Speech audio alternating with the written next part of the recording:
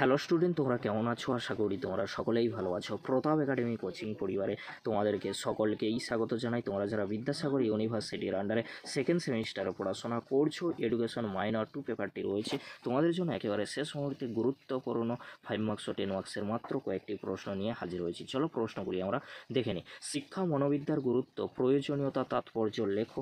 শিক্ষা মনোবিজ্ঞান কাকে বলে? শিক্ষা মনোবিজ্ঞান ও শিক্ষা মনোবিজ্ঞানের মধ্যে পার্থক্য লেখো।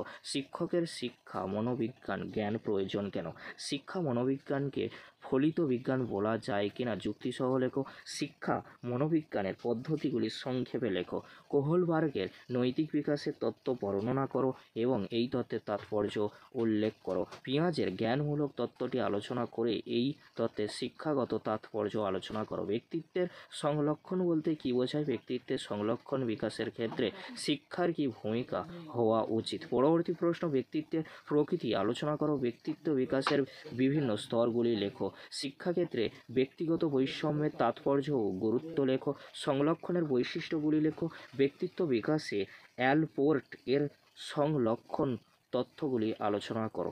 বুদ্ধির সংজ্ঞা দাও। বুদ্ধির বৈশিষ্ট্যগুলি আলোচনা করো। বুদ্ধি পরিমাপ করা প্রয়োজন কেন? বুদ্ধি কি? ইহা কিভাবে পরিমাপ করা যায়? স্পিয়ারম্যানের বুদ্ধির উপাদান তত্ত্বটি সম্পর্কে যা জানো লেখো। সৃজনশীলতা কি? এর 3টি প্রকৃতি লেখো। শ্রেণীকক্ষে সৃজনশীলতা লালন পালনে শিক্ষকের ভূমিকা কি আলোচনা করো। ব্যক্তিত্বের সংলক্ষণ বা ব্যক্তিসত্তার ধরন তত্ত্বটি বিশ্লেষণ করো। অর দিয়ে রয়েছে গিলফোর্টের ব্যক্তিত্বের সংলক্ষণ তত্ত্বটি বিশ্লেষণ করো। এখানে কিন্তু সংরক্ষণ রয়েছে, সংলক্ষণ হবে। প্রতিভাবান শিক্ষার্থীর ক্ষমতা বৃদ্ধি কিভাবে করা যায়? পরবর্তী প্রশ্ন, শিখন কি? শিখনের প্রভাব বিস্তারকারী উপাদানগুলি সংক্ষেপে বর্ণনা করো। শিখনের সংজ্ঞা দাও। শিখনের বৈশিষ্ট্যগুলি লেখো।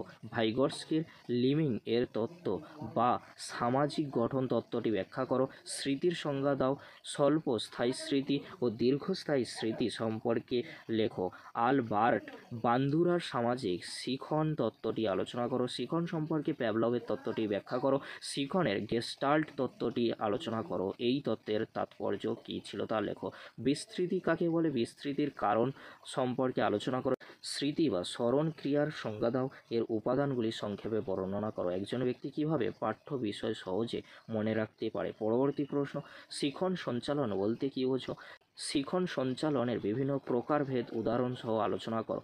শিখন সম্পর্কে স্কিনারের তত্ত্বটি আলোচনা করো। প্রাচীন অনুবর্তন ও সক্রিয় অনুবর্তনের মধ্যে পার্থক্য নিরূপণ করো। শিখনের সংজ্ঞা দাও। প্রচেষ্টা ও ভুল সংশোধনের তত্ত্ব সম্পর্কিত থর্নডাইকের পরীক্ষাটি লেখো। এই ছিল আজকের আলোচনা। যদি ভিডিওটি হেল্পফুল হয়ে থাকে অবশ্যই ফ্রেন্ডদের কাছে বেশি বেশি করে শেয়ার করে দিও। ভিডিওটি দেখার জন্য তোমাদেরকে অসংখ্য ধন্যবাদ।